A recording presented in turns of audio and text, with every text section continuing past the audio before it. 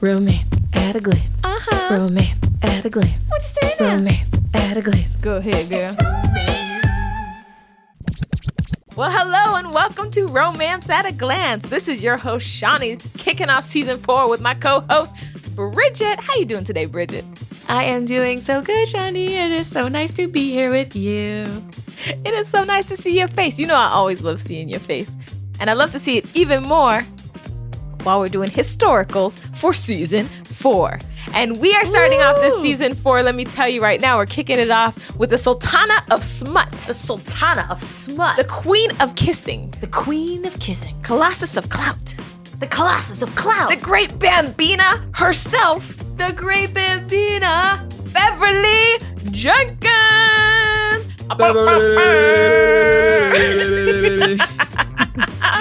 Beverly Jenkins. Beverly we are starting out with a Titan. Let me tell you, she was, for a very long time, one of the only people I could find writing historicals that were brown people. So that was fantastic. I am so happy she exists, and we had to kick off season 4 with her because it just seemed like a no-brainer.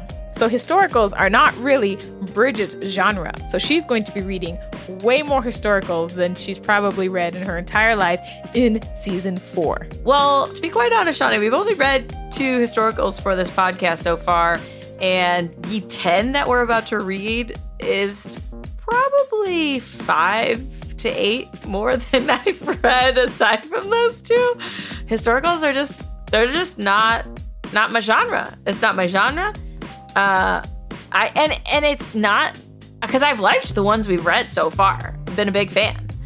So it's not so much that I was opposed to it as I just never picked them up. Because there's so many books, you know what I mean? So like I'm excited for you to pop this cherry and like just take me into the big bad world of historical. Oh, I am so excited to do this for you, Bridget. I am so excited. And I can't even take all the credit because we put out on Instagram that we were doing this and we needed everyone to give us their best romance novel picks. So this whole season was recommended by y'all out there. And so I'm so excited because a lot of these I had read already, or I read another book in the series and it was already my favorite book. So I'm so excited to get into this. So Bridget, are you ready to get it historically poppin'? I'm ready to get it poppin'. Let's do this. Do it. Are you gonna lead the whole podcast, Shawnee? You guys, did you notice that Shawnee was the starter of the podcast today because it's historicals? So Shawnee's gonna be starting every single week because this is her season, and we are both thrilled. And she's been practicing the intro, and I think she did a wonderful job. Thank you, Bridget. I really did practice while I was doing the dishes. I was like extra practicing, and you guys all know that I furiously message Bridget like, oh my God, I want to do the intros for historical. It just came to me and I was like, I want to be the one. And she was like, go get it, girl. That's a home girl. She just supports you. Yeah. I don't feel any ownership over it. It's just that I talk more than you, so it seemed logical that I be the one to start. I actually very greatly appreciate that Bridget takes over the heavy lifting of the talking because she's so much faster than I am. Like her brain processing to mouth speed is just so freaking quick. So I love to sit back and just watch Bridget work. Yeah, but then you come in with those silky dulcet tones, Shawnee. Yeah, just make everything okay. Yes. You know, I'm Teller. Teller and All right, Penn and Teller. Well, we did not talk about this part of the podcast. Do you want to give the rundown of all the deets, or do you want me to swoop in with the... I'm going to let you give the rundown, mostly because I deleted them off of my sheet. Hilarious. Of course you did. You guys, before I get into Destiny's Captive by Beverly Jenkins, let me just tell you about how every week when Shawnee gives me her notes to then create the blog post and do all the stuff, I tell her, you have to fill out every category I've given you. You can't just leave some of them with one-word answers or something. I'm like, you have to fill it out. And she's like, oh, I keep forgetting. I'm like, what are you reading off of when we do this podcast? Okay, Bridget, let me tell you. You do tell me this. Bridget does tell me this. And every time I say I'm going to remember, and I'm going to do that. And then every time I don't do it. And I forget. And then I go, oh, I'll remember later. Like I'll sit on the toilet and be like, oh crap, I need to go back in and fix my notes. And then by the time I've gotten back to my computer, I have forgotten again. So I am actually, that is one of my resolutions, my mid-year resolutions, is to be better at doing my notes for Bridget. This is just a side note, but how do you even go through this podcast without the notes? I mean, I write everything down so I remember what I want to talk about. I don't know what do you like? Are you just waiting for me to chime in so that you're like, oh yeah, I wanted to talk about that too? No, it's like I write my notes like somebody with a messy room. Like, have you ever like cleaned up someone's room and they walk in and they're like, I don't know where anything is now. And you were like, how did you know where it was before? Yeah. I write the most cryptic notes that only really make sense to me. And I need to not do that because this needs to make sense for other people. Yeah. But it's just the way my brain works. It's like that really bad episode of The Office where Michael Scott says he remembers people's names by giving them a nickname in his mind, but they're all super offensive or weird or whatever. That's me. Yeah. That's me. That's funny. You also don't use punctuation, but that's just a whole other podcast. I don't. I do use all caps, though, when I am aggressive about something. That's true. All right, everyone, let's get into Destiny's Captive. So this is by, as we have mentioned, the Sultana of Smut, Beverly Jenkins. She has been writing now for 26 years, we just discovered on the interweb. This book is book number 3 of the Destiny series. The other 2 books follow Noah's brothers' romances with their future and now wives in this book, because this is book 3. It is historical romance, obviously. Let's start with the cover art, Johnny. What did you think? Okay, so I really love the cover art. One, they're both just so beautiful. Mm-hmm. He is just so freaking tan. You know I love a dark coloring on a man. I love the dark hair. Mm-hmm. You know what I'm saying? His chest is out. I mean, who doesn't love chestises? I love a chestises. Mm-hmm. Love it. That's what I'm saying. And I like that she's got him. You know what I mean? She coming at him. She got him. You know what I mean? So what did you think of the cover art, Bridget? I love the sword. I was intrigued. I love that there's a ship in the background because it said she was a pirate or like descendant of pirates. And she had like the red color. And like you said, she's the one behind him, like grabbing him from behind. And I was all for it. I definitely got the historical vibe. I was picking up what Beverly was putting down. I was picking it up. I like it. I like it a lot. The ship in the background is really great because, I mean, I picked this book specifically because the storyline, when I read the synopsis, was kind of different and kind of reversed than other storylines. So I picked it specifically because she was the pirate. She stole his boat, and that's how their story gets kicked off. There's like tons of books where a girl needs to escape her family or something, whatever, and she ends up stowing away on a boat and then falling in love with the captain, or the captain takes advantage of her and they fall in love, and I just like that this wasn't that story. She was like, this book started off with a bam, and you can tell by the cover that it's going to start off with a bang. So it was cool. Yeah, and before we go any further, I do want to give a quick trigger warning that there is rape and abuse in Noah's past. So if that is a trigger for you, fair warning, we will be talking about that as it is a big part of his backstory. So let me just give you a quick synopsis. So Noah Yates, who is our hero, basically is... he loves his family, loves his mob, loves his brothers and their spouses, but doesn't ever think he's going to have that life because he was taken, beaten, and raped as an 18-year-old and indentured for 2 years on a boat, and then spent 10 years after that trying to forget and building his fortune. And his last night in Cuba on business, the unthinkable happens.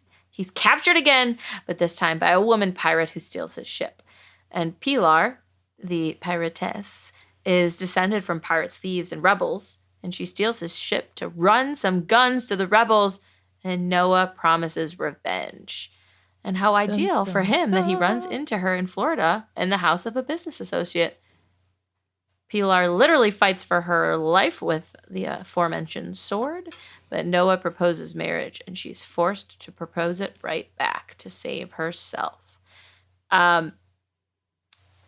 Shawnee, I am so intrigued. So as everyone maybe has already heard in the intro, if you were listening, that I am not well versed in the historical land. So this whole season, I feel like I'm going to be not sure what your take is, because I feel like there were like 2 books that I was pretty surprised by your reviews in last season. And I feel like for the most part in the Black Dagger Brotherhood, we agreed, mostly because we had already read them previously. So we already knew kind of what the other person, there were a couple that we were both surprised by our own flip-flops in liking some of the brothers and not liking some of the brothers. But for the most part, after reading a book, I was like, okay, I know where Shawnee's going to fall in this book. But I really feel like this season, some of these books you're going to not like because like maybe they're repeating a trope, or maybe they're doing something that you don't like seeing in historicals that I don't even notice, like wouldn't know to notice.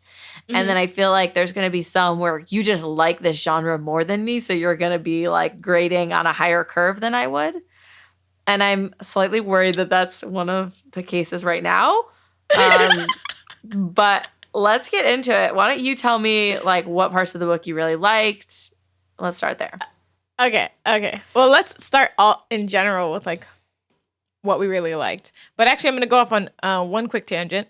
As people know, I listened to the audio, and the narrator of this book, Thomas Penny, I did not like Thomas Penny, and it wasn't. I can't pinpoint why I didn't like him. He wasn't overall bad. He read the story, but he didn't. I don't know. He didn't add to it, and it slightly took away, and I just can't tell why. Like I just don't have the word to know why he annoyed me during the reading, but he did. That I don't think had a bearing on so much on how I felt about the book in general. So there's that. 2, just like as a side note for authors, I wish that as authors are getting more kind of woke to everything, that we would create a new trigger warning thing on books, something, and I think we should call them like books that are softies, right? And I call it that because you know that if you read a softie, that there won't be anything to do with like sexual assault or like, certain topics just won't be in that book, because you can't tell by a cover of a book if you're going to have to deal with a character who's been through something that may trigger you, like one of these big things that might trigger you. And sexual assault is used so much in romance novels. Mostly it's women. This time it happened to be a man, which is not the first time I've read that the man was the one assaulted. But I personally don't like to read it in stories at all.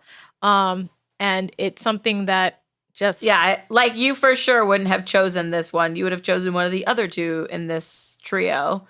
Yeah. I would have chosen something different than this book.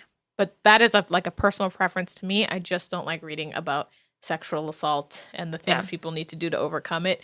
Mostly because it's just a personal... And I feel like I read my own synopsis that I just made up, but I'm looking back at the real synopsis on the back of the book, and there's nothing... Like, all it says is he doesn't believe that life is for him. It doesn't say because of his dark past. There's no, like they could have added 2 words to let you know, like, oh, something happened to him. It doesn't have to necessarily describe what.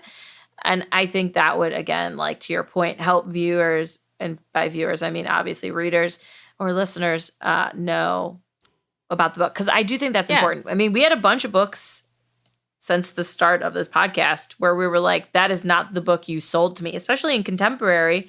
We had a bunch of books where we're like, why is this book so dark? This is supposed to be a fun rom-com. You're I think you're selling me laughs and I'm getting trauma, and that's not what I signed up for. Yeah, well, I think in the age of everybody being so woke, that they're trying to put everything in the book. They're trying to be the most politically correct as they can in a book. And I understand why. Nobody wants to be problematic and this and that. And I get it. And sometimes it's a very fine line. My thing is, like, I wish there were even like some sort of acronym that you could put in the front of the book, like on the opening cover page inside, like, gluten-free, like the things they put on grocery box, like GF, it's gluten-free. I wish there were like letters, acronyms that you could put in the book to know that these themes are going to be in this book. And if you choose not to, want to be triggered by those themes, you can put this book down. And that's just something I think that we should consider in the whole romance genre altogether. Because some people do like it fine if there's a sexual assault in the book, and some people like bodice rippers, which the main characters, that's happening between the main characters in the book. And I think whatever people want in their books is fine. Maybe not underage stuff, but for the most part, I'm into kink. Yeah. I'm like, if you like it, I love it. I'm not gonna yuck your yum, but just let me know so that I don't have to walk into it. And I feel like I'm on my soapbox on this book, but I'm not just talking about this book in general. We just have read a lot of books where we've just been walking into it and we're like, hey guys, I just wanted a light summer read. This seemed a bit heavy, so totally. Anyway, that's my soapbox. I'm getting off of it. Oh my Back God. to Beverly. You guys, Shawnee got on a soapbox. It's always me, but now it's Shawnee. This really is your season, Shawnee. I love it. Season. Oh my gosh, Bridget. I'm so happy. I'm so happy.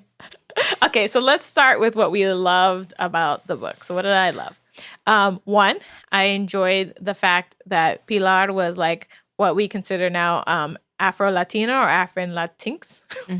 I like to call Latinx, whichever you prefer.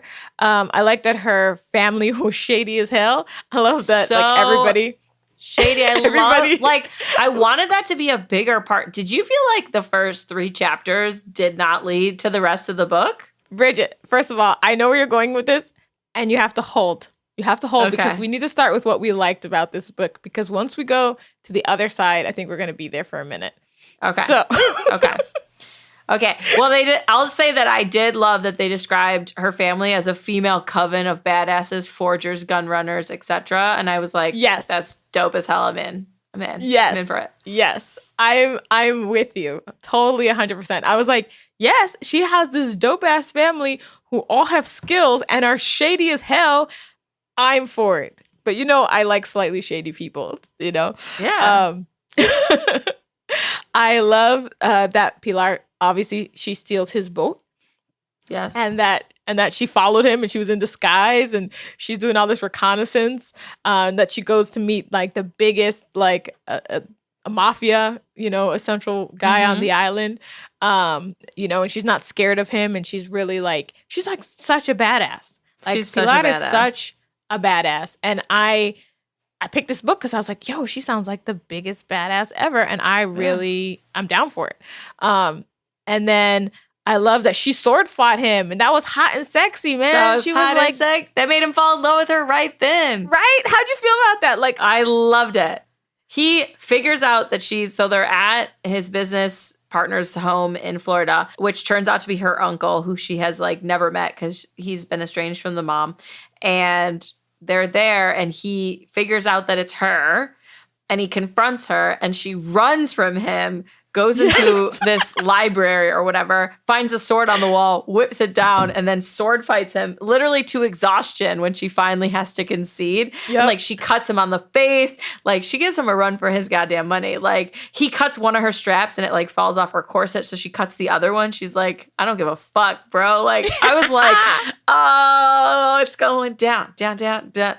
I thought that scene was hot and sexy. Loved it. And I was in love with both of those characters at that moment. Me too. I love that when she stole his boat, one, like any good woman, she didn't kill him. She just set him off adrift. Yeah. She didn't rape him or try to take advantage of him. She just stole his boat and then set him off. You know what I mean?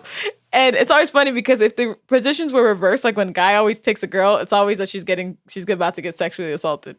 You know what I mean? And I just realized that in the reverse, women don't really do that. I'm not going to say there's no women predators on this planet, but if you look at the percentage, it's nothing to 100. Yeah, women just don't I don't feel like that's the first thing that pops into your mind. It's let me just hop on this unwilling D. You're like, no, let me just send him off in a rowboat into the night. I don't want you to be my problem anymore. That's the real woman thing. It's get out of here. I got more problems. I don't need you to be another problem. See yourself away. Yeah. So I love that. I love that she took his boat. I love that, when he looks at her and he's like, I'm going to find you. Yeah. And she, in her mind goes, oh, this fool, he is going to find me. There was a moment where she was like, ooh, you know what I mean? And in that moment, I was like, this is sexy. Yes, the tension that I think that they were looking for in the beginning of the book, I felt like they were giving it to me. I was like, Beverly, yes. Okay. Yes. Okay. And then I Wait, let me tell you another part at the beginning that I really liked. Okay. So when he comes back and they send everyone away from the party after the sword fight, and he tells them that he knows who she is and that she stole his ship and he could turn her into the authorities. And he's like, but instead I want to marry her. And everyone's like, wait, what? And it's her mom, her uncle, and her sister are there. And then the uncle's wife. And the uncle's wife is like talking some trash about Pilar and her sister, and the mom straight up slaps her across the face so hard. And the lady's like telling her husband, and she's like, "You're gonna let her do that?" And he's like, get the fuck out of here. And I was like, what a fucking savage. It's brutal. I but I also, think you're right. I was like, yo, Pilar's mom's a G. She gives zero fucks. She just slapped her right in the middle. Which I think is like really telling to like their family, you know what I mean? And their like family structure. And you know, sometimes I think when like it's kind of like that thing where, you know, when guys get into fight as a girl, you don't jump in. And then like for me, I always grew up knowing, and I don't know if anybody ever taught me this or if it was just like something that was modeled or whatnot. But if you had a boyfriend and a girl came up to your boyfriend and tried to like attack him physically, it was your job as a girlfriend to shut that shit down. Like, because he can't hit her, he can't do anything. It was your job to be like, oh, hell nah, you know, and work that out or whatever. So to me, it makes sense that he's like, yeah, nothing I can do here. Like, yeah, maybe, you know, like, maybe. I can't replace a sister, but I can replace a wife. That's like what I was thinking. He was thinking, he's like, bitch, I don't like you anyway. Get out of here. So I did love that. I did actually really like his proposal. I didn't feel like it was a far-fetched thing for him to do. He's like, you know, he's a guy who's on ships and stuff like that. And I can very much see him wanting to marry a woman who knows how to fight, knows her way around a ship. He wants to sail. He wants to be married with his partner on a boat. That's ideal for him. They talk about that in the book. So it makes perfect sense to me that he's like, this bitch, I'm about to marry her. I'm about to marry her. I'm about to snatch a bitch up. I'm gonna snatch a bitch up. Yes. I'm gonna put a ring on it. I like it. Yes. I'm gonna put a ring on it. Like, it made sense to me.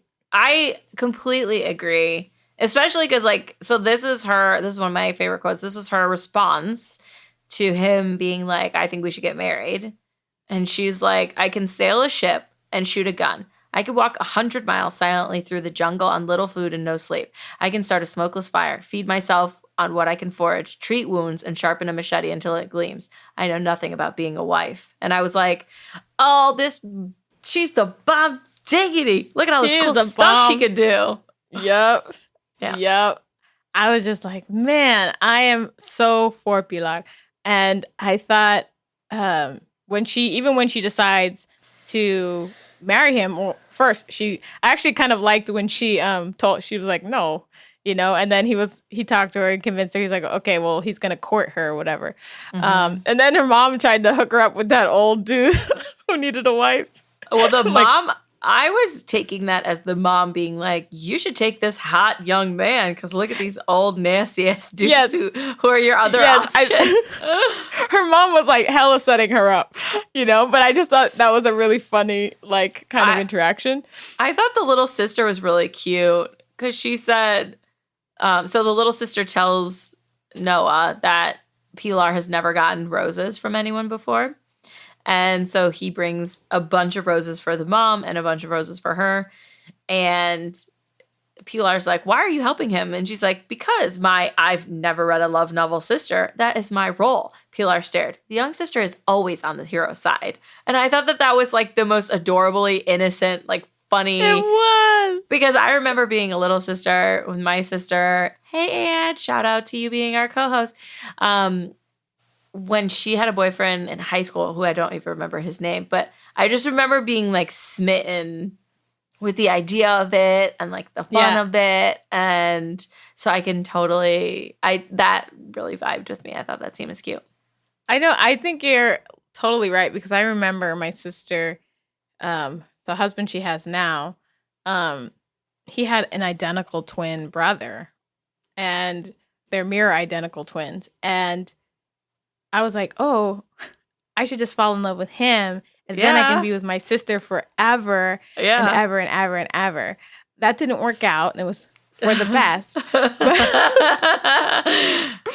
But I just remember just like, oh, you know, she's so in love and whatever. And I remember her getting married, and quite literally, you know, me and my little sister were in the wedding. And so as soon as everybody's walking out, you know, me and my sister walked out, and we met each other at the back of the hallway, you know, after the walkout. And we looked at each other and we just burst out crying, because I think it was the first time we realized that like our sister was like going to go away. Like somebody was going to take her off. And I don't think you realize that as like a little sister, that your older sister is going to just be gone, you know? Yeah. And like she's somebody else's priority now. And like she has a different priority than you. And I'm like, no, she raised us. She's mine. You know? She's mine. She's mine. I had her first.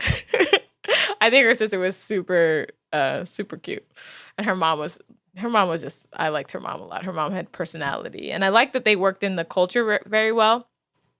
I like that they worked in the culture very well. I like that the narrator did pronounce all of the Spanish words very well and the Cuban words very well. I love that he pronounced the dishes and very well, and that the author wrote about all these dishes in the book, and that Pilar is constantly talking about how she wants to cook and bring her food wherever she goes. And I think that is a big thing to do with culture. You want your food to follow you. And Latin people are all about food. Like if there's nothing else, and I think that's so many cultures, but Latin people will feed you till you die. Let me tell you right now. Yep. For sure. So I actually really loved that was a part of her story and her dynamic. Well, I'll tell you one more thing I liked. So I really liked, there were a couple things towards the beginning. So I liked the scene at the beginning where they play tag on the sand. Oh, so he tells her that, like, you know, oh, a lot of people have been telling me that I'm not having any fun. And he's like, so show me how to have fun. And she just like decks him in the arm and just runs, and then convinces him to like take off his shoes and stockings and go in the water with her. And like, then they start making out, and like he's like sucking on the titties. And I was like, I'm here for this. And then they go back. That's the first night they have sex. And I was just like, all of this is working for me. It's all working for me. And it goes wrong right after that when they leave Florida. For me. There were some things later in the book that I did like, so I think we could get to them, but I don't want to like skip ahead to them and like skip over the bulk of the book. Okay. I'm totally with you here, because in general, this is the turning point for me. So up until this point, I'm like 5 stars. I'm in it. Yeah. I'm with it. Everything to me. I was loving it. Is killing the game, all right? I'm like, Beverly Jenkins, I've been snoozing on you. So just so the readers have an idea, I personally do not read books that have anybody who was a slave, a former slave, anything to do with that, because I just choose to. I also don't watch movies about slaves. I don't want to read about slaves. It's just not anywhere I want to put my brain. I don't want to put my brain into that thing. We had the opportunity to pick, I think it was Alyssa Cole for this season, and I didn't pick that book specifically because it was about that. They had slaves, and it's a badass book. I read the back and stuff. It's not that the book is bad. It's just that personally, when I read romance, that's too real for me. That's just too it's too much. I just don't want to do it. I specifically picked this book because it didn't have any of that. It was farther removed from that. So I read a lot of Beverly Jenkins synopsis in order to pick a book that was far from that. In the past, I strayed away from her books because they were a bit too real, in that real zone for me. So I was actually really excited to read one of her books for the season. And I was like, yeah, we got to kick off season. I will read all the synopses of these books just so we can read a Beverly Jenkins in this season. So I was prepared to like love the shit out of this book, Bridget. I always want to tell you that right now from the jump. I was prepared for that. However, I should have known things was going to go wrong on the segregation train.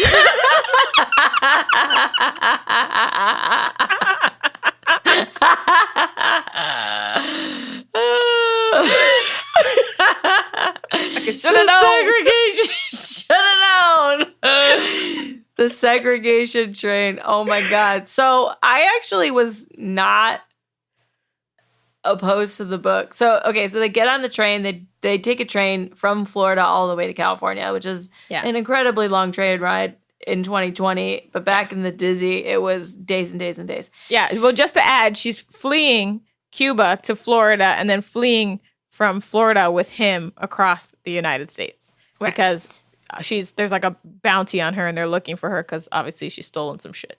Right. And so they go through the South, which of course at the time had segregation. And so they have to ride in the smoking car for one of the segments. They have to ride in like all like the bad cars in the back where all the she's got to ride with the animals at one point. And then when they get to Denver and then go west from Denver, then they get to sit in like the normal cars again. And I actually wasn't super upset about it because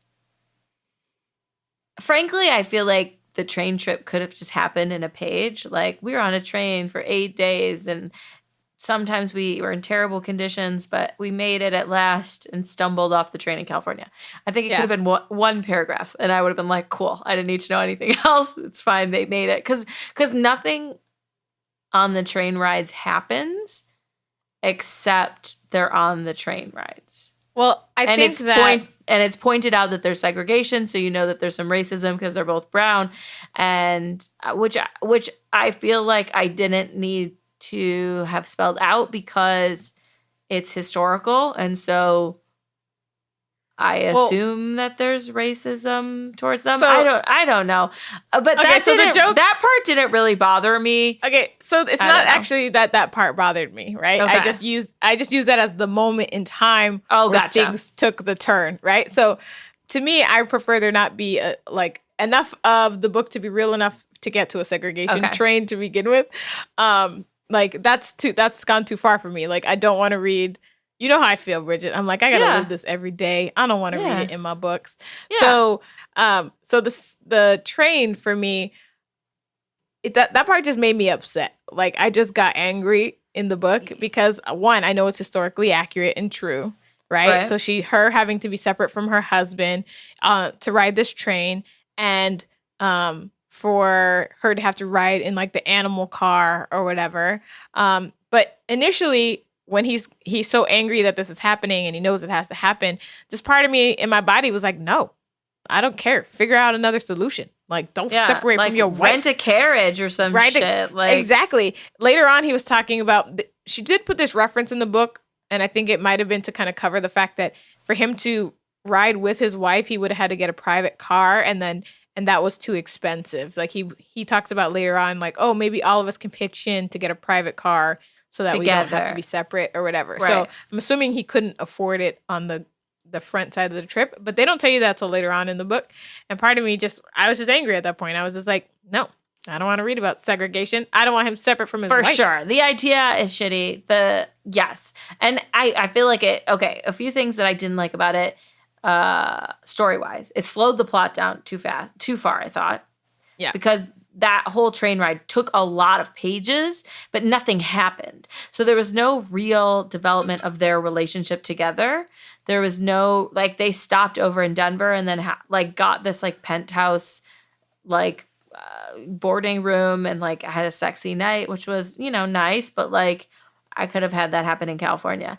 So I didn't feel like I got, because like, so when the segregation started, I thought that was going to bring up, because she's like a rebel and stuff, so I thought that was gonna like stir up some sort of dialogue between them, or some sort of rebelliousness on her part or his part, some sort of like bucking the status quo-ness was gonna happen, and like nothing happened. And so I was like, I didn't feel like so didn't you feel like, and again, I just use this train ride as like a midpoint, right? Or at that train ride was the starting point of Pilar not being Pilar. My God. The woman The woman that Yes. they sold us in the beginning, who I was like 5 stars. This book is 5 Gone. stars.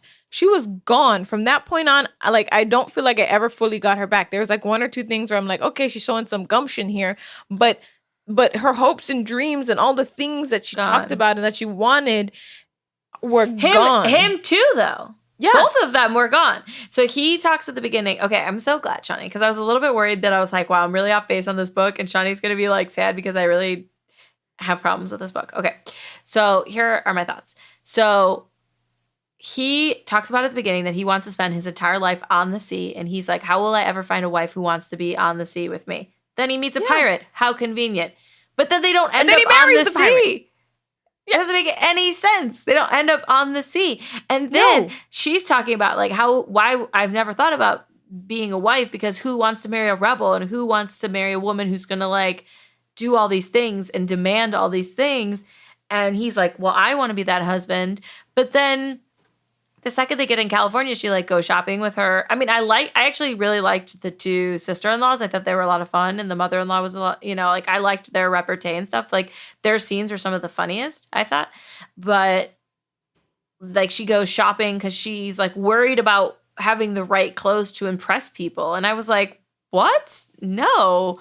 Why would you care about that if you're her? And then she's like, no, I want to contribute on the ranch. And I was like, okay, that's cool. And so finally she like is going to be training horses and breaking horses for them. Which I was like, okay, that's kind of cool. But and he has no agency either, because he's like, well, I'm not really sure what I'm going to do, blah, blah, blah. We could live here. We could do this. And then they're both immediately like, well, we can't go on the boat because when we have kids, that's not practical. And I'm like, take a fucking tonic. Hello. Like, what is going on? And because it makes no sense to me that he's like, well, I don't know if I'm going to get another boat. Like, I don't know who would be my partner in business. And I'm like, she's going to be your partner in business, brah, obviously. And then the whole shipyard thing and like introducing that other lady as like a very one-dimensional sort of villain as his like former flame. Everything you're saying, I'm like, I wrote all this down, Bridget. We are on the same page. You know how I feel about a one-dimensional villain. Oh, this girl, and she's jealous, and oh my God, she's the villain. Yeah, and she's like the sweetest dad. But yes, this book was written, I think, it was written a while ago. Like, okay, so this book was published in 2014, so it's not that old. So some of these things I don't expect. Like if I was reading a book from the 1980s or even early 1990s, I would expect some of the things in this book because they were just so typical of the times. Yeah. But this, like some of these things are such old, like, mechanics. She literally says to him at one point, the book, well, wife's place is to go with her husband. Oh my God, I wrote that. I was Bridget. Like, the fuck it is, Pilar. Like, Bridget, what? I was... What? So Pilar, where is Pilar? What are we doing right now? It made no Did you want to jump in the book and smack her? Come on, just tell me you wanted to and be like, wake up, girl. Wake up. Honestly, I kept thinking like, okay. I was like, well, maybe like there's going to be a point later in the book where like she's sort of lost herself in this. She's in a new country. She's with the people she doesn't know. So maybe she's like, okay, well, let me get my fitting, like, well, I'm stuck with him now, and like I have no money, no friends, I don't know where I am. Like I have to sort of make this work. But then I was like, oh, there'll be something that like shocks her back into herself, where she's like, no, actually, like we're gonna go fucking smuggle smuggle guns down to Cuba, and we're gonna like bring money to the rebels and blah blah. Like I was like, oh, something will happen. And then nothing ever happened. And then when he was talking about buying the shipyard, I was like, oh, she's going to go to him and be like, actually, like, I miss the sea. I want to be out on the ocean. Yes. We have to. Bridget, and I can think of like... that didn't happen. And, okay, so let's just get to the clincher of like my least favorite part of the book. Wait, I have to, Shawnee. I had to talk about my least favorite part of the book because it's... Okay, tell me. You already know what it's going to be. He freaks out because he has PTSD, and they run into the guy who was the one who kidnapped him originally and like left him there to be raped and stuff. And then he had to serve 2 years of indenture servitude on his ship. And it was, I'm assuming, also like very brutal and filled with assaults and stuff like that.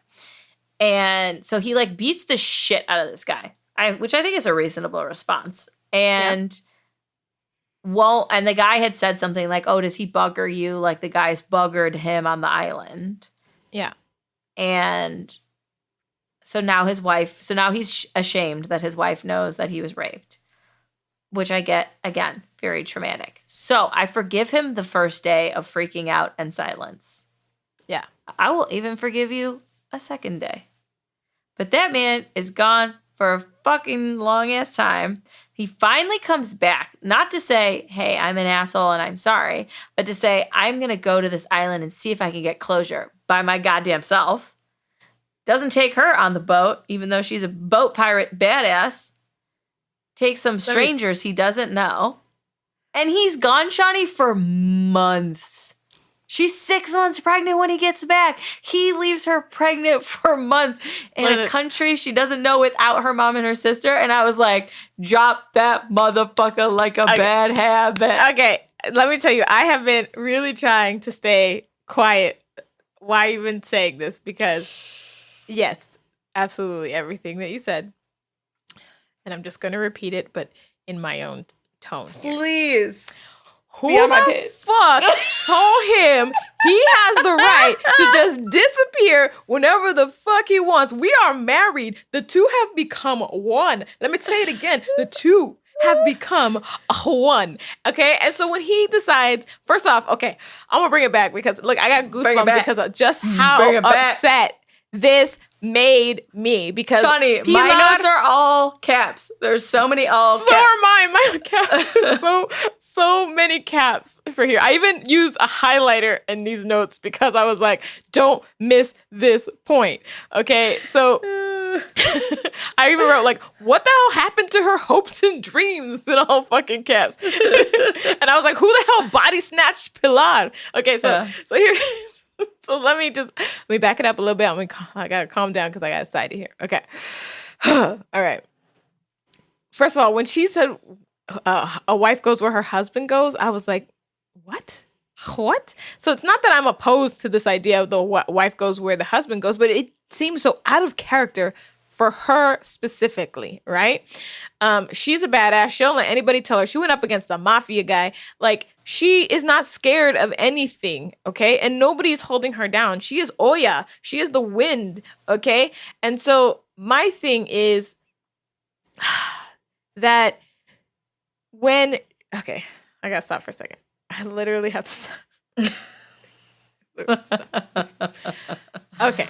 So this book did a couple things to me that just don't make sense, right? Number one, I was okay with her and him not having much conflict. They did not have any real conflicts in the book leading up, right? They were actually so in love.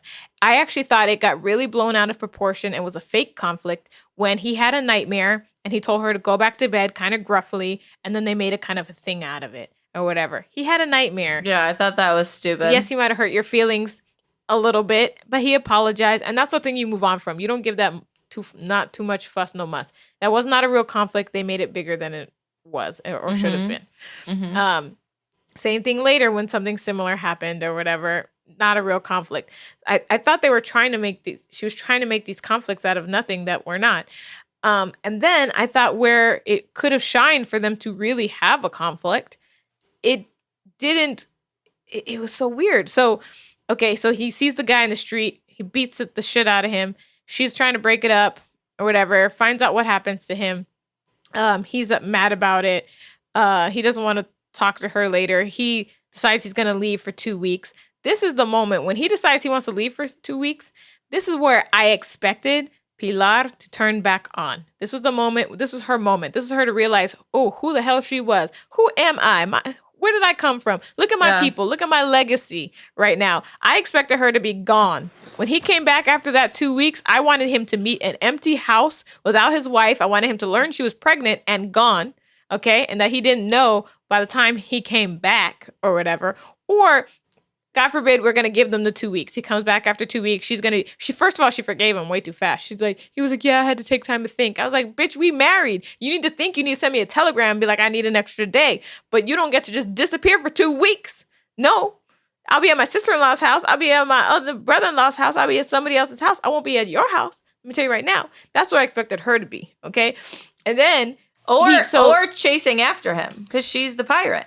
Or, yes. And or being going like, to get no, him fuck and you, bring bro. him back. Yeah, like you need to snatch your ass back to this house right now. Yeah. This is where she could have turned back on and I would have forgiven the book, some of the bullshittery at this point. But then, like, she forgives him really too quickly. And he's like, I need to go back and reach the island to fix myself. And they kept saying this one line that really bothered me, which was like, if I just go to the island, I will be fixed.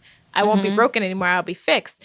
And at the end, he goes to the island and he comes back and he's fixed and don't talk about his trauma anymore. And that's not how that works. And I want people to know that's not how that works. You don't just get fixed. That trauma, you can get to a point where you can be good with your life and you can put it in the past and you can move on and be well.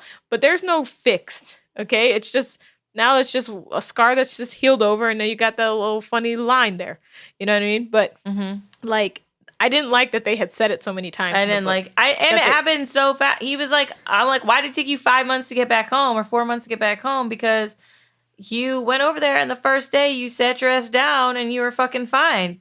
You're like, well, I just sat there and experienced it and I got over it and now I'm all right. And I'm like, well, what the hell were you doing? I wanted him to come back if it was 6 months later and be like, I decided to get us a fleet of ships and we're going to live on them and like raise our children as little like fucking crew people and it's going to be great. Yeah, well, for me, I don't know. It just went in a direction that I just thought there were so many other ways to turn this book around and for it to make sense for their characters. She gave them so much to work with that it baffles me that it ended the way that it did. I actually call this book part 1. Like, there should be a second part to this book. But when he left for all those months, she should have been gone. I think she should have been back on a train, back home to her mother or somewhere She else. even said when he comes in after he's gone for 2 weeks, she even in her mind is like, I don't know if I can take it if this is going to keep happening. Like, I'm not going to live and just, like, always be, like, worried he's going to leave or that's how he's going to deal with things. Exactly. But then he, leaves immediately after that and she's still there 6 months And there's no conversation about how long he's going to be gone or how much time he needs. Like, it might be like, oh, I'm going to go. I don't know how much time I need, but I'll be back within a month at least, or something. Or I'll be back in a couple weeks or I'll be back whatever. Or I'll send you telegrams and things so I'm okay and that things are doing and I'm all right. Yeah. And she's like thrilled to see him when he comes. And he says like, hey, my little pirate. And he like jumps on her and she's like, not so little anymore. I would have been like, where the fuck have you been? What are you? I hated being pregnant so much. Shawnee, can you imagine me 6 months and Leo disappeared for 4 fucking months? I would be slicing him at the tendons. You'd be a widow. You would be a widow. Furious. We would call Leo dead meat. That's what would happen. I mean, there's no way in hell that like, and so my. I mean, I might have forgave him at the end of it because I'm a forgiving lady and I love my husband. But I can tell you right now, I wouldn't have jumped in his arms. I'd have been like, oh, you're not dead? Listen. Well, wonderful, because seafaring in this time period is very dangerous, and I didn't know that. And you're a cunt because you left me here by my goddamn self. Where's my mom and sister? Big fat cunt. I hate you. Fat. I hate you. There would be a lot of foot rubs in his future. There would be a lot of back rubs. There would be a lot of flowers. There would be a lot of whatever it is that would need to happen to make up for this stuff. But let me tell you right now, I would not have been at that house when he got back. No. I would not have been at that house. I don't know where she should and could have gone, but if I were her, he had already owned the fleet of ships, right? So that she's his wife. She can go down to his office and take a ship. She should have gone down and taken a ship and tried to sail back. And I don't know what year this book takes place. I don't remember. But the Panama, this is a thing that they don't really talk about in the book, so I'm not 100% sure. But the Panama Canal, I think, was built in 1881. And I'm not sure when this book takes place. But his ship that she initially steals is in the Atlantic Ocean, right? It is on the Atlantic side. And the only way to get from where he was in San Francisco to the Atlantic side would have been through the Panama Canal, which I'm not sure it was whether or not it was. I think it's after that. It was like I want to say it was like 1887, but I'll look real fast while you talk. Because if it's 1887, then he got that ship, and maybe he sailed that ship through the Panama Canal. If not, I'm not sure if he had sailed that ship from San Francisco, how his boat that he named after. It is 1887. Okay. So then initially I'm assuming that he sailed his boat to, the Caribbean through the Panama Canal. And when she broke his boat, then he couldn't get back. So that's why they had to take the segregation train, right. the hill. Or whatever. But I forgot what my main point was. My point was... you hated the ending of the story and you thought it didn't make sense and it did not do either character justice. Yeah. Okay, but just as, if I were her, I would have just gone to his shipyard, taken his best boat, because she was his wife. Yeah, sailed my goddamn self home. Yeah, she can't go home though to Cuba. I would have gone there, signed all the paperwork that I needed to sign in his name, and take that boat back home. I would have signed the boat over to myself. I'd have been like, Pilar, sign swirl, and taken my ass home to my parents. And then he would have had to come back and get me, and he would have had to work for it, and I might not have gone. I might have been like, nah, now you have to relocate to Cuba, because that's where I want to be. I want to be where my parents are, in Cuba. I might be a fugitive. I might get arrested, but we could go to Costa Rica, because that's where everybody's fleeing from Cuba and Jamaica. We can go to Costa Rica and live a good life. Yeah. I'm just saying. We're gonna live wherever the fuck I want to live. Yes, or she could have went to Panama, because that's what Panama is, where everybody went. So the thing about it is, I just thought that she had so much more backbone than to go through the bullshit of how this book ended.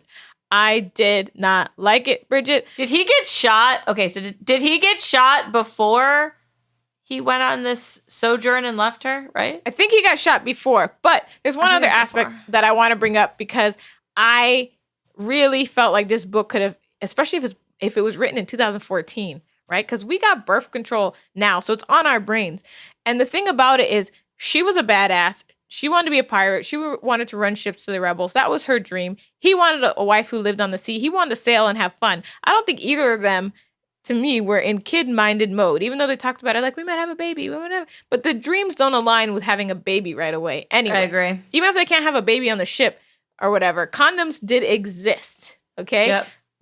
Or some sort of sponge or prophylactic did exist at this time. And I felt like she was the independent woman they sold me at the beginning of the book, had enough gumption to be using some form of birth control. Yeah, or even if she didn't tell him about it. The mom would have been like, here is this. This is how you use it. You should do this.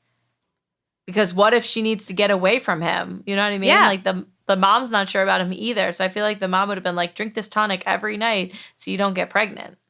Exactly. Like I just didn't feel like the woman on the second half of the book was the same woman from the front. And I think they tried to pretend like she was by her breaking the horse. And then she had that badass moment where the assassin shot her husband and she put the gun to his head and was like, look, dude, I will kill you. Okay, you're going to tell me what I need to know now. Yeah. But also that conflict in general to me was like stupid. So let me tell everyone about the conflict. So there's this old man who runs the shipyard, and his daughter is someone that Noah has dallied with over the years. Lavinia. And the old man was a little savage to his daughter. He's like, I told you he wouldn't marry you if he could get it for free. And I was like, brutal. Oh my God. Anyways, so he's dying and he can't leave the shipyard to his daughter because it's the 1887 and no one will come buy ships from her because she's a woman. And so he's like, no, I always liked you. Will you buy the shipyard from me? And I was thinking, oh, maybe she's not going to turn out to be that bad. And he's going to be like, okay, I will buy it from you and you can run it for me because you know everything. And I just want one ship to sail around and I'll come back and I'll be like the face of it, but you really run it. Didn't happen. She became like a petty criminal and she aligned herself with the evil guy who actually turned in Pilar's father to get hung by the Spaniards and like one of his little henchmen, and they conspired together to kill Noah. So he's like out riding to town and he gets shot 3 times and he miraculously survives. And when they bring in this guy who no one knows who he is, and they're like, oh, we found someone else who was injured. And she immediately grabs someone's gun and puts it under his chin. I'll just read it to you because it's one of my favorite quotes. She said, "So we meet again." Everyone stilled and stared because the gun's under his chin. She told the wide-eyed man in a cold and deadly voice, "If you even blink, I will blow your head off. Put him in a chair, Logan." And he's like, "Pilar, I." And she's like, "Do it, Logan, now." She drew the gun back and she watched the man with hate-filled eyes. As he was helped to his chair, the room went quiet as a tomb and he viewed Pilar warily. "I don't know who you think I am." She says, "Oh, I know who you are." And to prove it, she said in her crone's voice, "Who's your master?" It took him a moment to remember meeting her. And it's like, she's a badass. She shoots him in the leg. She's like, "I give zero fucks. I will shoot your goddamn nuts off. You better tell me what I want to know." And I was like, oh, there she is. There's the dope-ass lady from the beginning of the book. There she is. Which literally reminds me of that movie, like A Long Kiss Goodnight, which is one of my all-time favorite movies, like, ever made. It's with Samuel L. Jackson and Gina Davis, and she is an assassin who gets amnesia. And there's a couple things that start triggering her memory to come back. And so she's like this she's like this housewife and this like mom who just starts doing like assassin things, you know? And then the whole movie is like, you know, the people finding out she's alive because she was on a TV news broadcast and them coming back to kill her and we're starting to remember things over time. But like, this movie was really badass and it was like, you know, for its time, it was really amazing. And I like to watch it every so often because there's this part where she throws knives and she's like, "Yeah, chefs do that.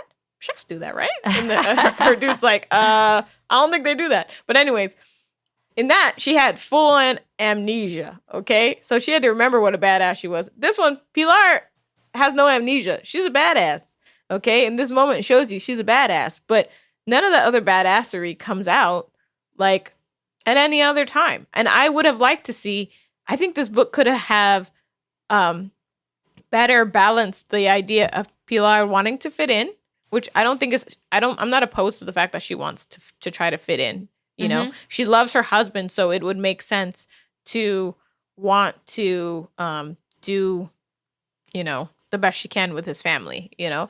I find that to be like a thing. I mean, I'm not going to say this is unique to me, but like my partner, I haven't met his family yet, but I'm incredibly nervous about meeting them. And I'm thinking, what's the best gift to bring when I first go visit them? And how do I do this? And you know, whatever. Like, I can see that being a thing. I don't think it takes away from the badassery of me, but I'll still tell a fool to fuck the hell off, you know? So I can see that. I would have liked to have seen the balance of this pirate trying to be more feminine as more of an obstacle. I like that they spent a lot of time on their home life with just her acclimating to his family and stuff. I felt like there could have been more funny moments in that if they had let her continue to be the pirate, because the culture, she's going from this Cuban culture to a different culture and a Spanish culture, and they're different. And I thought there were moments that could have been cute. They could have been cute. They could have been funny. They could have been awkward. That were missed. And I was like, oh, this would be cute if this happened. I know when I'm reading a book that I'm not satisfied when I'm like, oh, but they should have done this, or they could have done this, or, oh man, this would have been a perfect moment for this, you know? And yeah, there were so many moments missed. This is one of the few books that that was not recommended to us for our historicals season. I specifically went out and searched for this book.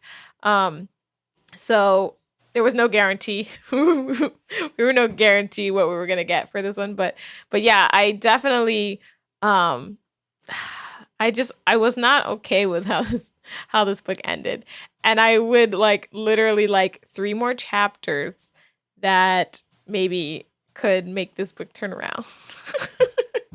All right, this book ended hella weak, Bridget. It was hella weak, man. It was. Let's take a quick break. And when we come back, we'll give you some ratings and let you know where we fell. Hello, best friends. Thank you for being loyal listeners of Romance at a Glance. We're so happy to have you. If you'd like to support us further, head over to Patreon, where you can become one of our patrons.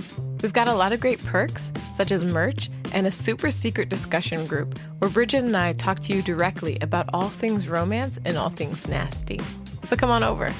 And now, back to our show. Ratings. What did you give the hero? I gave him a 2. I felt like it was I liked his determination at the beginning. But then I just felt like the whole book was everything just happening to him. He had no agency at all. He wasn't deciding anything. Like the shipyard fell into his lap. He was talking about at the beginning about never wanting to leave the sea. And I hated that he left her, treated her so badly at the end. I get that he had like a lot of PTSD and shame, but she's your pregnant wife. So you need to figure out a better way to deal with it than just leaving her alone. Pretty much.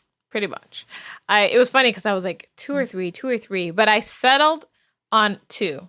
I did like that in the beginning of the book. I like that he was a husband to her, right? So a lot of these books, they really give you angst between the couple early on, and they make it real dramatic. I like that it wasn't necessarily so dramatic. You know, he was just trying to be a good husband. He was kind. He was sweet. And I didn't think they needed to make a conflict between the two of them. And I like that it was more outside forces that was the conflict versus them having some, you know, made up conflict, even though they did have a little bit with his dreams and stuff that I thought was a little bit of a made up conflict. But in general, I like that they were in love. They spent most of the book in love, right? So where it took a hard left for me was that he disappeared for 2 weeks. And then he came back and was like, I need to go on my spirit journey to heal myself. And I'm not going to tell you. I'm not going to tell you where I'm going or how I'm going. I'm not going to tell you how long I'm going to be gone. I'm not going to tell you who I'm with. I'm just going to go, you know, and you're just going to have to support this process, you know? And like, she didn't even feel comfortable enough to tell him she was pregnant. Like, that's sad. And then his whole family knew. And he was the last to find out that his wife was having a baby. Yeah, that was really that's sad. Just fucked up. I also feel like, to your point about him being really sweet to her and kind to her, I don't feel like that was in character to him. Like, yeah, he had his nightmares and stuff, but I don't feel like the big freak out was in character. Because he had a much tighter, like, leash on his emotions. Like, it would have made sense to me that he beat the guy up and then was having, like, more nightmares or something like that. Would have made sense to me. But I didn't think it made sense that he, like, completely snapped and then left her and then, like, made her feel so uncomfortable that she didn't even want to say, I'm having your baby. Like, I felt like that was bad of character. Yeah, like, so, like, the first time he snapped, like, I understand he snapped in his dream. You're kind of waking up. You're not really paying attention too much. I can see him snapping at her there, but he didn't. To me, it wasn't a snap. He just said, "I need to be left alone." It wasn't grumpy. Bad at all. He was just grumpy. I'm worse than that in the morning when I'm like, "Yo, get your morning breath out of my face." I'm worse than that. Literally, if I'm reading a book and someone talks to me, I'm like, "What do you want? What could you possibly want that's more important than this book I'm reading?" Like, but for real, like, legitimately, I feel like, okay, I'm going on a tangent here. But my mom the other day refused to wake me up. I was like, Mom, I need you to wake me up by 2 because I got to go get my TSA pre-checked, you know, at 3. And if I'm not up by 2, I really need you to make sure I'm up. And she texted me back later and she was like, I don't really want to wake up. You're so grumpy and angry when I wake you up. And I was like, what?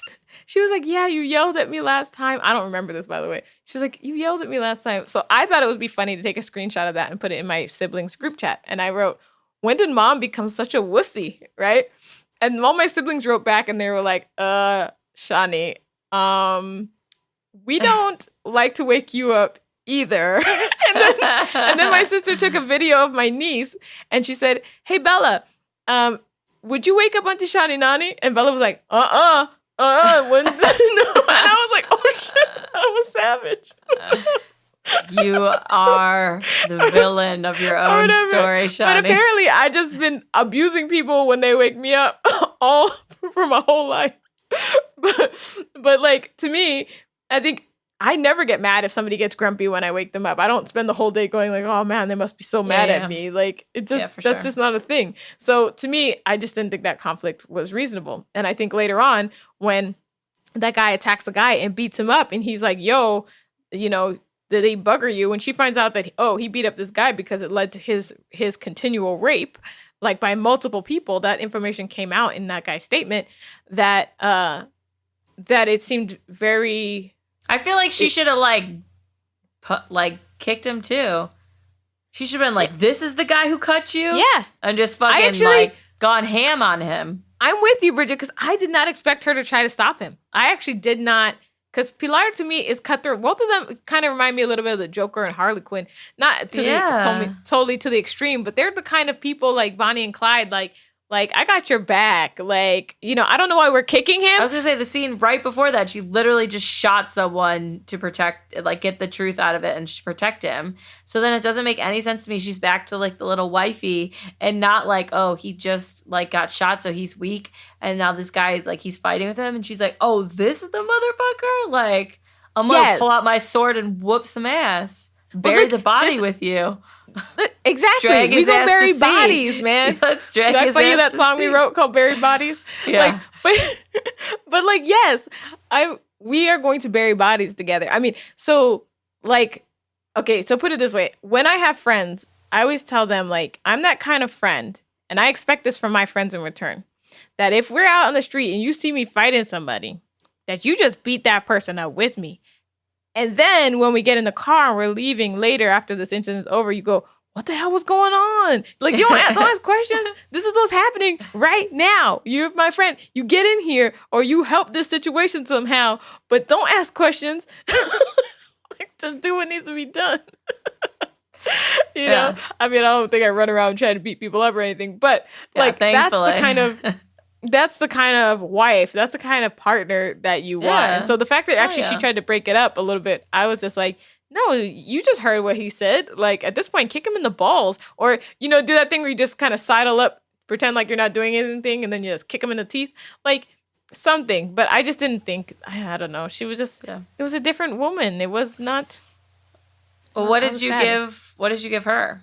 So I gave her a 3, only purely because I averaged out the Pilar from the beginning of the book with the Pilar from the end of the book. I thought she ended as a 1 for me, and she started as a 5. So I gave her a 3. I like that she was a badass. I like that she was willing to shoot this guy to get info for her husband. And I just thought that she was like, I thought she was amazing when she started this book. And then at the end, I literally called her blah.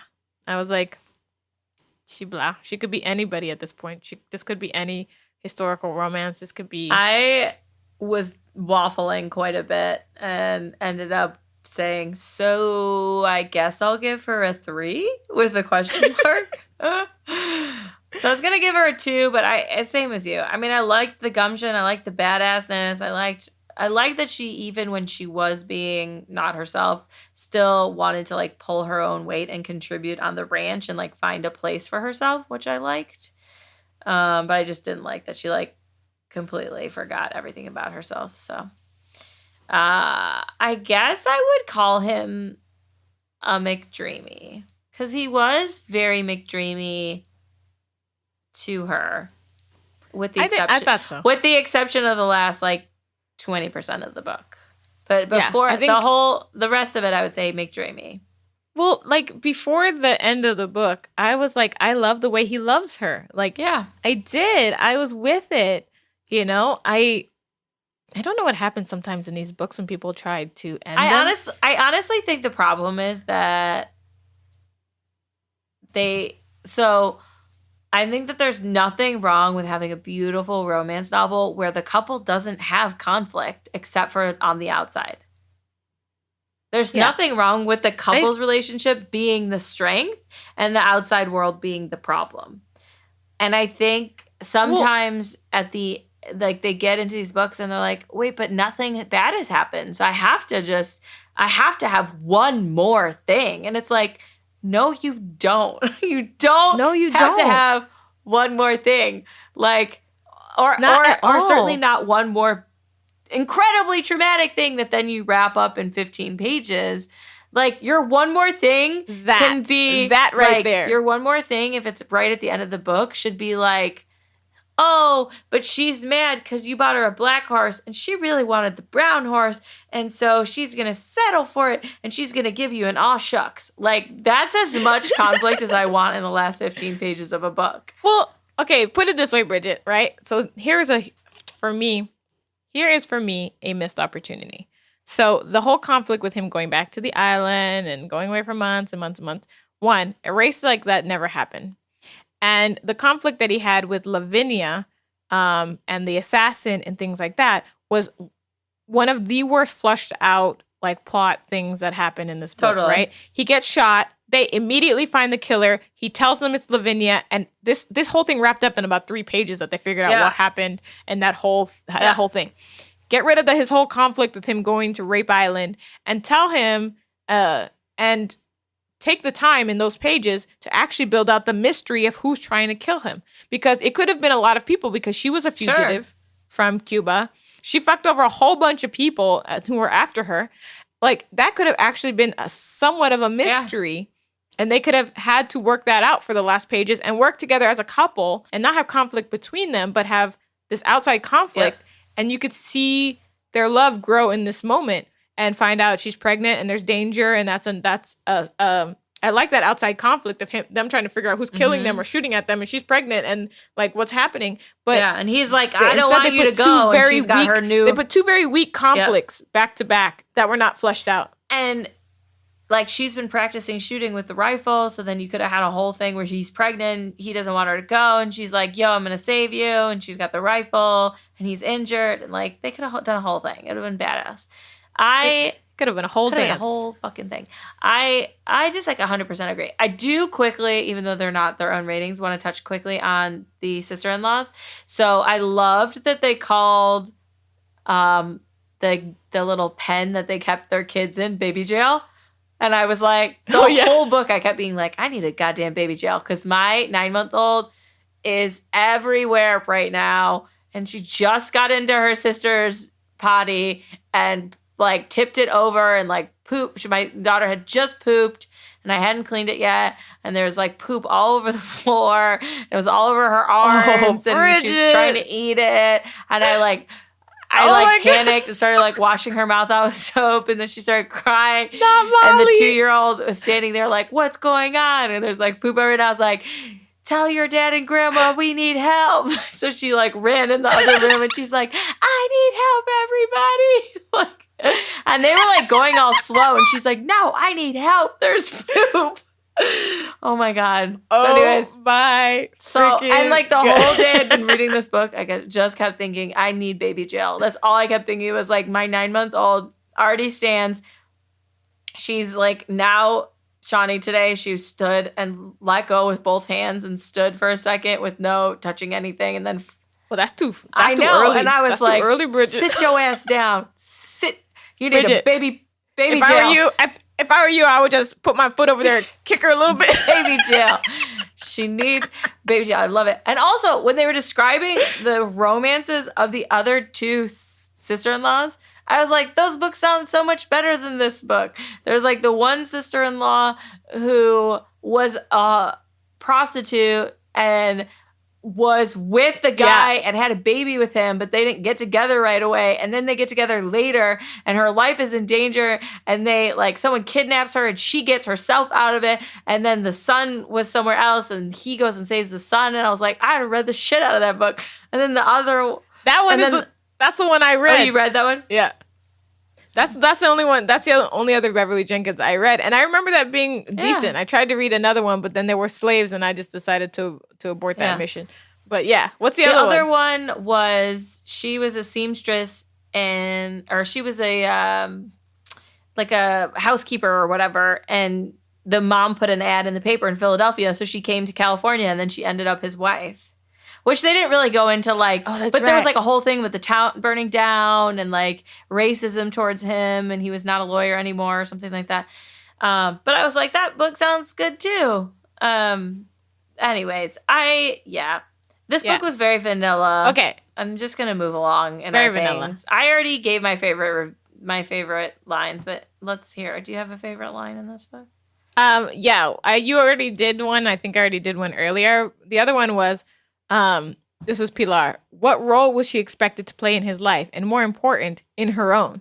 And I thought, that's a great question. Like asking yourself, what do I really want from this life? But I felt like that never got answered because she lost her hopes and dreams on the segregation train. Like it was just, that was the end of it. you know? And I, you know, I just thought, hey, okay. Okay. Okay. Did you have a favorite review?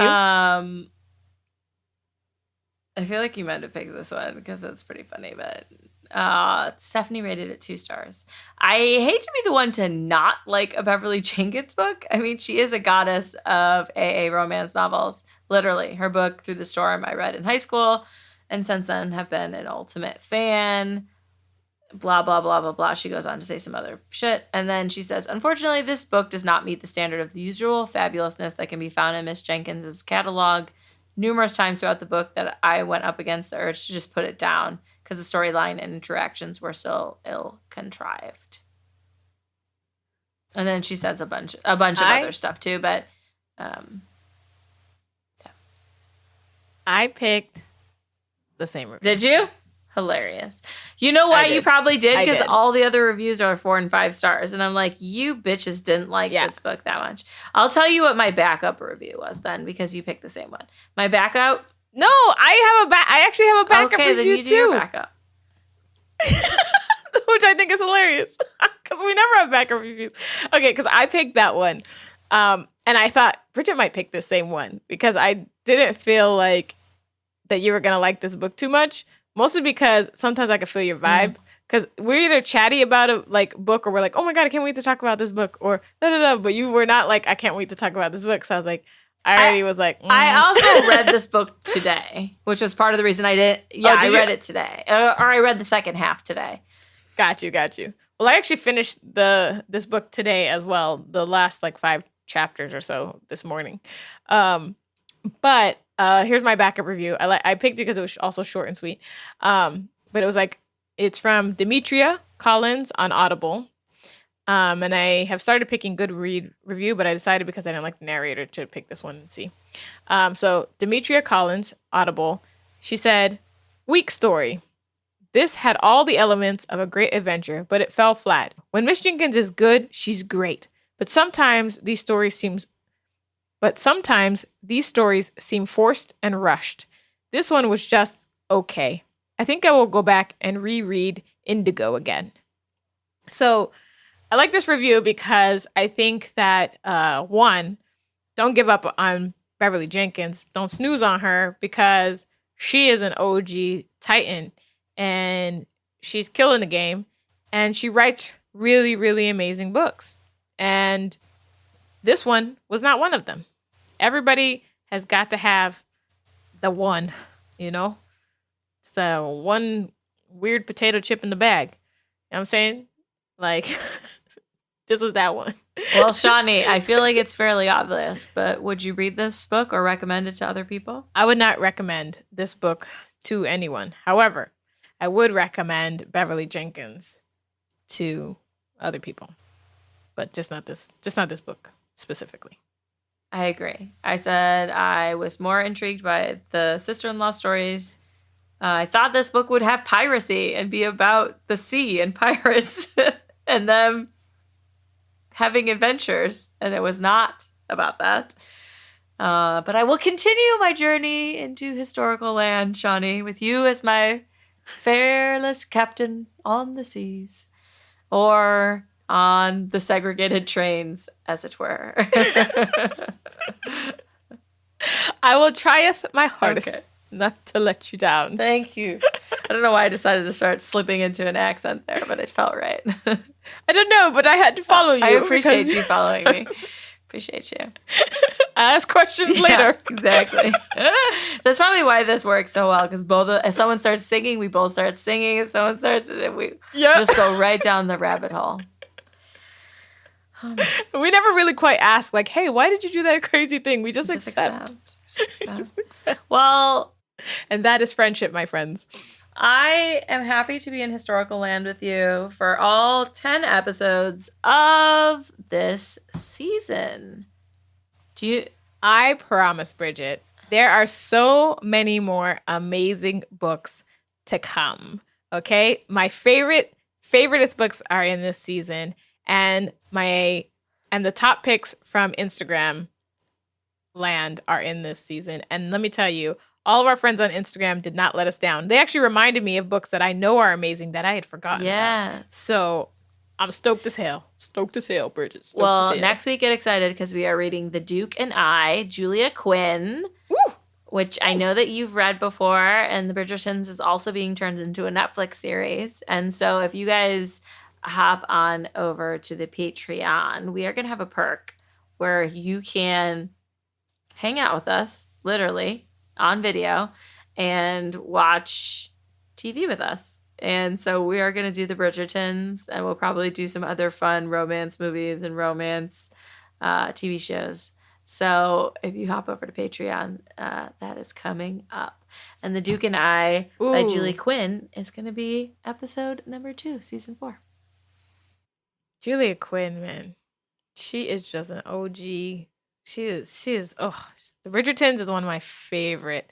And I can't guarantee every book in this series is, like, amazing. However, just the series in general is just an amazing series. It's just a great series. So, and we are going to be giving away a copy of The Duke and I by Julia Quinn on the old Instagram, Romance at a Glance. So if you are listening to this episode in a timely manner, we are going to be giving it away before our next episode comes out. So make sure you go there, enter. As always, our Instagram things are very easy to enter. You do not have to follow 25 complicated steps. You just have to subscribe to us. Follow the instructions. Like it. Comment. That's it. And then there's lots of bonus. There's ways to get a lot of fun bonus entries as well, but it's pretty easy to enter. I hate when I go to Instagram and you're trying to enter a contest and you have to follow like 1,400 accounts and you have to do like all the. I'm like, you know what? I don't want it that much. I don't care. But we want you guys to win this. And you do not have to be a bookish account. You could just be anyone who likes our podcast. Okay, guys. Well, we really wanted to start out of the gate with a 5-star review. And unfortunately, we did not achieve our goal. However, since we did get so many good recommendations from you guys. And also Shani has read a few of these books already, so she already knows they're good. We're hoping that we're going to just be like 5-starring you all season. I mean, that is my hope. But again, a lot of these books I read a long time ago. And you know what happened with the Black Panther Brotherhood? That's true. We changed our opinion about it like later on. True. So I'm actually really curious to see if I love these books as much as I did when I first read them. Fun. So I am promising you 3 stars. 3 stars and up. And if we get more than those, 3 stars, bonus. Let me tell you right now, bonus. But these are like some of the best of the best to begin with. So anyway, we love you guys. We love that you're here with us every week, and we can't wait to bring you more historical romance. So until next time, may your books be your lover. And your hand your best friend. Thanks for listening. Subscribe to our channel to get new episodes, clips, and more. And click here to watch our previous reviews and author interviews.